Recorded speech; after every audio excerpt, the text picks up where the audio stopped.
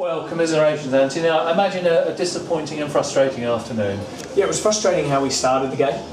Barrow, we knew what they were about. They were quite direct, looking to get the ball in the box at every opportunity, whether it be a long throw in a corner, and we worked on that and made us aware of that. So it wasn't anything we were surprised at. However, didn't think we defended that well enough early on, and obviously we conceded straight from, it was quite close to the start of the game. And then I thought it was probably a tale of the set plays today. We scored one, they scored two, and that was about the game. I think probably in both boxes we didn't quite defend well enough, and we needed to attack better and create more chances. One thing I would say is, though, the players, as always, give everything, push to the end. We were the team who was more likely to create the chances and score. I thought we were going to get the equaliser at the end, but when you give yourself that head start all the time, we've come back a lot of times in a lot of games. We won't be able to do that all the time, and unfortunately we gave ourselves too much today.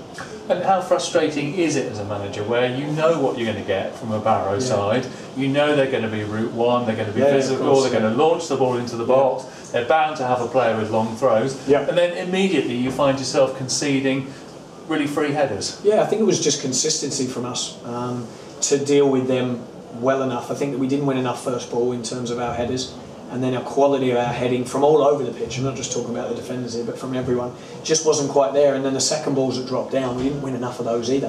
Whenever it popped out or knocked down, because they're going so direct all the time, we've got to be winning more of those balls, and we just didn't do that today. And then that stopped us getting a platform in the game to be able to pass it. When we've played against the direct teams, which there are a lot in this league, we've earned the right to get into the game and keep it to a clean sheet to half time, or like when we played Dagenham or Sutton or a Hartlepool type thing, but we didn't do that today, unfortunately. So something we definitely need to work on. And yet you did work yourself back into the game, of course, scored an equaliser through Charlie Carter. Looked like then perhaps the momentum was with you, and then, hey presto, conceded another goal. And it sort of came about because, again, there was a needless free kick given away, I think, which gave them the opportunity then to load the ball into the box. Yeah, it was a bit disappointing, a couple of the free kicks that we gave away in and around the attacking half and in and around the box, because we know that's a strength of them. So it was frustrating, but it was good for us to get a set play as well and score from a wide free kick. It was a good delivery from Joe, and Charlie Carter I think maybe got his ear on it and it bobbled in over the line. And yeah, when we got back to 1-1, I thought we were going to be the team who really pushed on, and I thought we did second half though, and we defended the set plays a lot better second half. And credit to the goalkeeper Joe, he made a couple of good saves too in the first half to keep it at 2, so credit to him. But yeah, we'll be working on them and making sure we defend them better with the games coming up.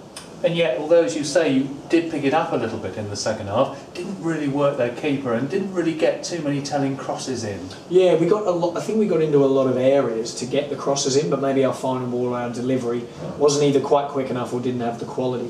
We definitely had numbers in the box, and we popped a few good ones in there, but probably not enough compared to what we have done in previous games. So it's a feature of ours. We want to get the ball in the box, we want to cross it in there, but making sure that, one, the quality is good, the timing of the runs is good, and that we've got an end product from that, and definitely work the keeper. I mean, he had a couple of saves to make in the game, but we probably would like to have worked in more.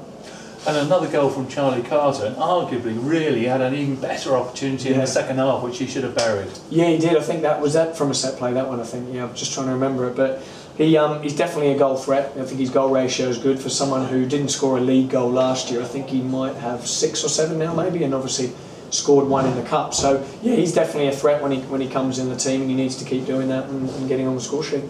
And no Chesney today or Charles Cook. What's the score with them? Yeah, Ches got a little bit of a groin injury. We're hoping that he's back on Tuesday. His wasn't a major one, but was a little bit sore from the last game we had there. But unfortunately, Regan Charles Cook's out for 6 to 8 weeks with a bad ankle injury. So yeah, we had him on loan from Charlton until January. He's had to go back to Charlton to get treatment now.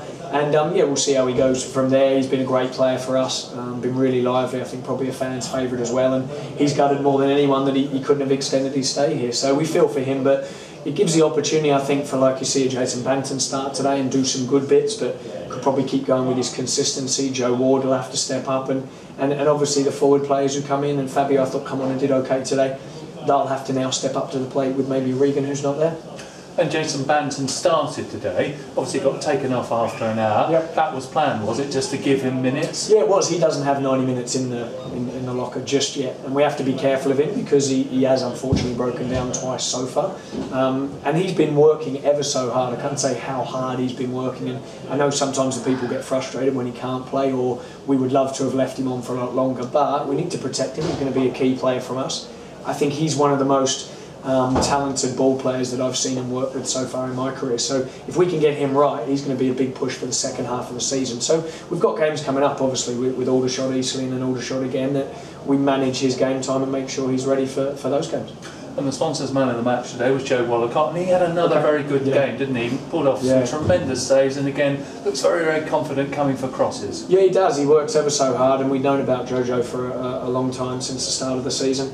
And he's just a great character. He's mixed in well with the boys, and yeah, I agree. He pulled off some really good saves first half, come and claim some things, and his kicking was good today too. So the fact that he can just come in at this level and deliver in the league, it shows a lot about himself. And obviously the next game coming up is the big derby game away at Aldershot. Obviously lots of Woking fans will have terrible memories about last season, where, as you probably know, we were 4-0 down at half time. Is it a game you're looking forward to, and do you prepare differently because it's a derby game? Yeah, I think it's difficult to tell the players it's just another game, because it isn't. The fans, from the minute I got here, have reminded myself and all the new players and the existing players of how important these games are. So listen, we can't wait for those games. They're big crowds, lots of pressure. It's a time to go and deliver, and yeah, we'll be looking forward to that. I mean, I don't think you prepare any differently. We'll play and prepare as we normally will, but we know the magnitude of the game and how important it is for the fans, and in both games really. So yeah, we're in tomorrow training again. Off Christmas Day, and then really ready and prepared for that game come Boxing Day. Lovely, thank you very much, and may I take this opportunity to wish you, the staff and all the players, a very happy Christmas. Thank you.